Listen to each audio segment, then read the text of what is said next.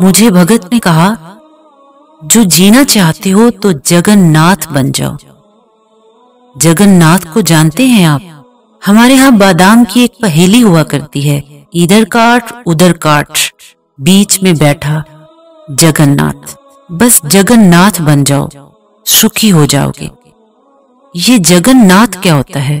میں نے پوچھا تو بھگت بولا کہ تیرے ادھر اور ادھر سلگ رہے ہوں، آگ ہی آگ ہو، تھوڑی بہت سلگن نہیں، جھلسا دینے والی، بس بیچ میں ٹھنڈ رہنی چاہیے۔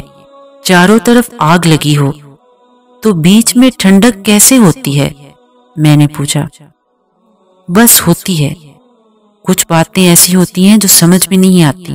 کبھی سورج کے بارے میں سائنس سے پوچھنا کہ اس کے چاروں طرف آگ ہی آگ ہے، لیکن اس کے درمیانی حصہ میں برف جمی ہوئی ہے۔ جتنی اس کے گرد تپش زیادہ ہے اتنا ہی اس کا اندر ٹھنڈا ہے۔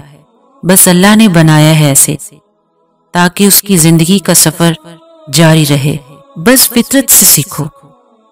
جگن ناتھ بننا بہت مشکل ہے، خود کو کاٹ بنا لینا، نہ لاگ نہ لگاؤ، دکھ درد خوشی سب ختم ہو جاتے ہیں۔